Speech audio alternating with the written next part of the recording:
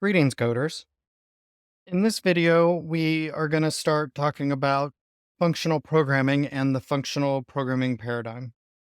So we are making a shift from C and C++. We're making a shift from C and C++ and the procedural and object-oriented paradigms into this functional paradigm. So far, we've looked at the imperative and the object-oriented paradigms, and now we're going to shift paradigms and really our minds to this concept of functional programming. It's just very different. And the idea of the functional programming paradigm and functional programming languages are to free us from the von Neumann architecture, basically freeing us from this linear progression of pretty much how everything that you've seen programming wise, how it operates. So in functional languages, we will no longer have program state to worry about. It helps hide the implementation details, so we don't need to worry about any of the low level stuff like we do necessarily in that we do in C and C++. No worrying about malloc and all of that. And you don't have to understand code that comes from a different place to grasp the current function. The current function will always operate the same. There will never be side effects that are caused by it or that other function cause it to operate differently. If you pass in a 5 into a function and you get 10 out, that is what will always happen or what should always happen in the functional programming paradigm. You won't have to worry about pointers anymore. And as I said, side effects. The key difference conceptually is that the functional programming paradigm focuses more on how we're going to achieve something. When we have a functional language, as you can probably derive from the name, functions are very important. And in fact, functions are often referred to as the VIP. Every function is a star. And we have this higher level of abstraction, free from the lower level programming details. Functions are first class citizens, meaning that they can be used as input as a parameter. They can be returned from a function and used wherever they are.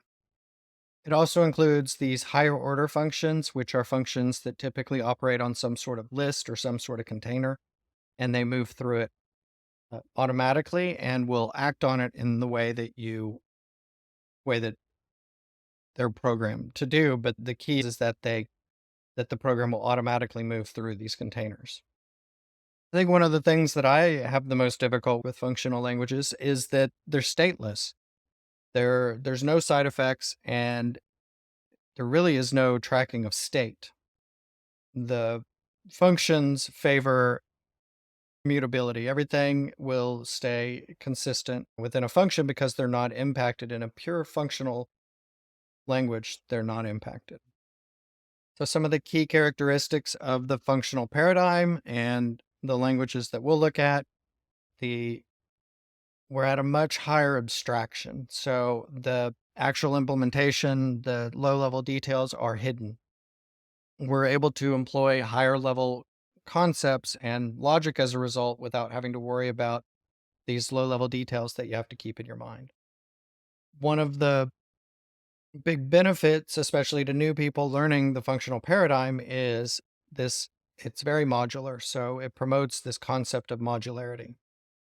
As I've mentioned earlier, functional programming languages, functions are first class citizens. And what does this mean? In Java and in C and C, what data can a function receive and return? It can receive integers and floats and strings and other objects and data types.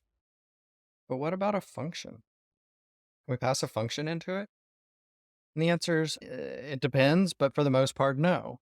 Not in the same way that we can with a functional language.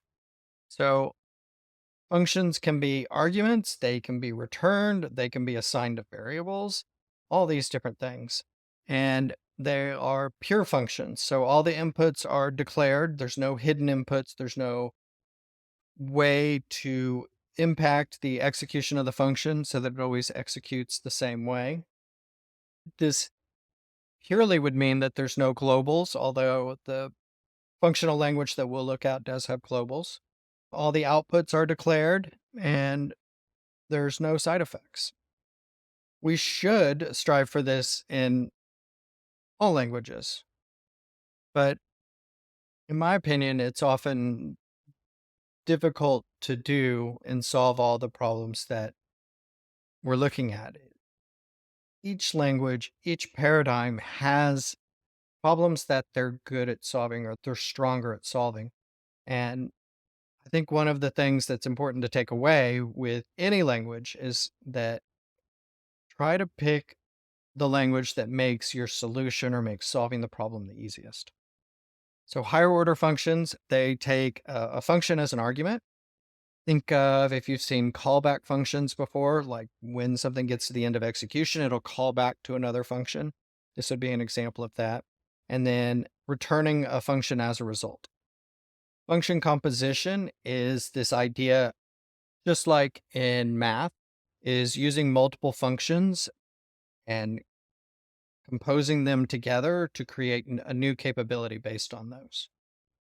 Imagine we're calculating x and we have y equals 5 and x equals 10 plus y. What is x? I think we would say that x here is 15. And in functional programming, it almost always will be. However, in the world of C, when we start talking about globals, when we start talking about side effects, that's not always the case. Fortunately, we can, in functional programming languages, you can't change the data. The data is always copied so that the prior variable is not used. Think about using a copy, like with local variables versus, say, a pointer, where if now somebody else is pointing at the same variable, we're changing that underlying variable and not, even if it's not the pointer itself. It can happen, and it does, where in these non-functional languages that have to deal with side effects, that X can be some other value due to some external factor that we didn't realize had changed Y in some way. Basically, referential and transparency is just that. It's a fancy word for not changing. It's that functions are behave predictably, and when you've run it once with a certain value, that value, the resulting value is what you always get out. And so ultimately, you can replace that function call with a value without changing the program's behavior. F F3 equals 6, F3 will always return 6, always. F3 plus F3 will always give 12. F3 is only calculated once. Many of the functional languages are list-centric, so that the execution is driven by a list. They rely heavily on recursion to abstract out the control flow, and they are implement a way of doing an iterative process even though we don't have a mutable state. What that means is they give us a way through recursion to handle, say, a for loop. Tracking a state would mean tracking X as it grows within a for loop.